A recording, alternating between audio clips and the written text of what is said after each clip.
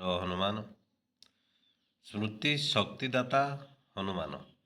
ସ୍ମୃତି ଶକ୍ତି ହେଉଛି ସ୍ମରଣ ଶକ୍ତି, ଯାହାକି ମନେ ରଖିବାର ପାୱାର ପ୍ରଦାନକାରୀ ହେଉଛନ୍ତି ହନୁମାନ। ଆଉ ମୃତ୍ୟୁ ଭୟ ଦୂରକାରୀ ହନୁମାନ ସମ୍ବନ୍ଧରେ ଭିଡ଼ିଓଟି ରହିଛି। ଭିଡ଼ିଓଟିକୁ ସମ୍ପୂର୍ଣ୍ଣ ଦେଖନ୍ତୁ। ଭିଡ଼ିଓଟିକୁ ଲାଇକ୍, ସେୟାର, କମେଣ୍ଟ ଏବଂ ସବସ୍କ୍ରାଇବ୍ କରିବା ପାଇଁ ଅନୁରୋଧ। ଏକାଧିକ ମନସ୍କାମନା ପୂରଣ ପାଇଁ ହନୁମାନଙ୍କୁ ପ୍ରାର୍ଥନା କରାଯାଏ। ସେ ଶକ୍ତିଦାତା, ସେ ଅଭୟଦାତା, ସେ ସର୍ବବିପଦର ରକ୍ଷାକର୍ତ୍ତା, ପୁଣି ସେ ସ୍ମୃତି ଶକ୍ତିଦାତା। ପୋଥି ବିଦ୍ୟା ମନେ ରଖିବା ପାଇଁ ଶକ୍ତି ଦେବା ନିମନ୍ତେ ବିଦ୍ୟାର୍ଥୀମାନେ ହନୁମାନଙ୍କୁ ପୂଜା କରନ୍ତି। କିମ୍ବଦନ୍ତୀ ଅନୁସାରେ ସୂର୍ଯ୍ୟଦେବ ହେଉଛନ୍ତି ହନୁମାନଙ୍କର ଗୁରୁ। ସୂର୍ଯ୍ୟଦେବଙ୍କ ପାଖରେ ପଢ଼ିବା ପାଇଁ ସେ ଅନ୍ତରିକ୍ଷକୁ ଯାଇଥିଲେ। ସେ ଯାହା ପଢ଼ାଉଥିଲେ ହନୁମାନ ସବୁ ସଙ୍ଗେ ସଙ୍ଗେ ମନେ ରଖି ଦେଉଥିଲେ।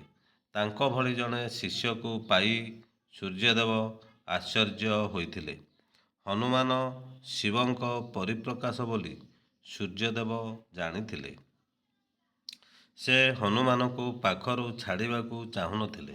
ତେଣୁ ସେ ହନୁମାନଙ୍କୁ ଯାହା ଯାହା ପଢ଼ାଉଥିଲେ ସେସବୁ ସେ କିପରି ପାଶୋରି ନ ଯିବେ ତା'ର ବ୍ୟବସ୍ଥା କରିଥିଲେ।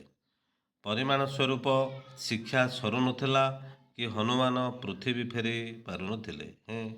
ଧୈର୍ଯ୍ୟ ହରାଉ ନଥିଲେ। ଅଶେଷ ଭକ୍ତିର ସହ ବାରମ୍ବାର ଏକା ପାଠ ପଢ଼ୁଥିଲେ। ହନୁମାନଙ୍କ ଭକ୍ତି ଦ୍ୱାରା ସୂର୍ଯ୍ୟଦେବ ସନ୍ତୁଷ୍ଟ ହୋଇ ଶେଷରେ ତାଙ୍କୁ ପୃଥିବୀ ଫେରିବାକୁ ଦେଇଥିଲେ।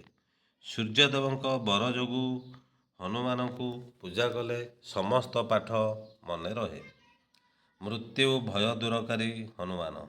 ଲଙ୍କାରେ ମାତା ସୀତାଙ୍କୁ ଠାବ କରିସାରିବା ପରେ ମହାବଳୀ ହନୁମାନ ସ୍ୱଇଚ୍ଛାରେ ଅସୁରଙ୍କୁ ଧରା ଦେଇଥିଲେ। ଅସୁରମାନେ ବେଶ୍ ପୁଲକିତ ହୋଇ ଲଙ୍କାର ନରେଶ ରାବଣଙ୍କ ସମ୍ମୁଖରେ ତାଙ୍କୁ ହାଜର କରାଇଲେ। ହନୁମାନଙ୍କ ଉଦ୍ଦେଶ୍ୟ ସେମାନଙ୍କୁ ଜଣାନଥିଲା। ରାବଣ ମଧ୍ୟ କିଛି ଠଉରାଇ ନ ପାରି ତାଙ୍କ ଲାଞ୍ଜରେ ଅଗ୍ନି ସଂଯୋଗ କରିବା ଲାଗି ନିର୍ଦ୍ଦେଶ ଭୁଲଟି କରି ବସିଲେ। ହନୁମାନଙ୍କୁ ଜୀବନ୍ତ ଭାବେ ପୋଡ଼ିବା ଥିଲା ରାବଣଙ୍କ ଉଦ୍ଦେଶ୍ୟ। ତେବେ ନିଆଁ ଲାଗୁ ଲାଗୁ ଖସି ଯାଇଥିଲେ ହନୁମାନ ଏବଂ ପରିମାଣ ସ୍ୱରୂପ ଜଳି ଉଠିଥିଲା ଲଙ୍କାଗଡ଼।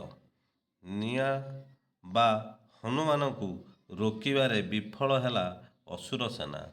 ଉପାୟହୀନ ରାବଣ ତାଙ୍କୁ ଧରିବା ଦାୟିତ୍ୱ ମୃତ୍ୟୁ ଦେବତା ଯମଙ୍କ ଉପରେ ନ୍ୟସ୍ତ କଲେ।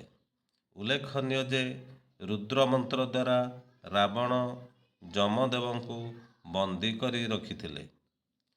ହନୁମାନ ସ୍ୱୟଂ ରୁଦ୍ରଙ୍କ ଅବତାର। ରୁଦ୍ର ମନ୍ତ୍ର ଦ୍ୱାରା ବଶୀଭୂତ ଯମ ତାଙ୍କର ସମ୍ମୁଖୀନ ହେବା ସମ୍ଭବ ନଥିଲା।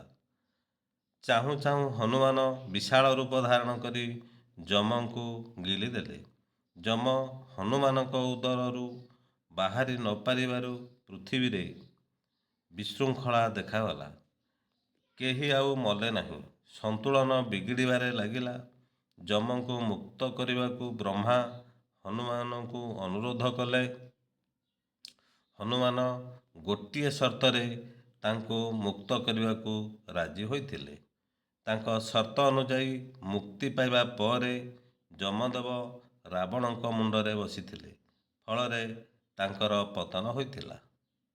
ଯମଙ୍କ ବର ଯୋଗୁଁ ହନୁମାନଙ୍କୁ ସ୍ମରଣ କଲେ ମୃତ୍ୟୁ ଭୟ ଦୂର ହୋଇଥାଏ ବା ମୃତ୍ୟୁ ଭୟ ଦୂର ହୁଏ।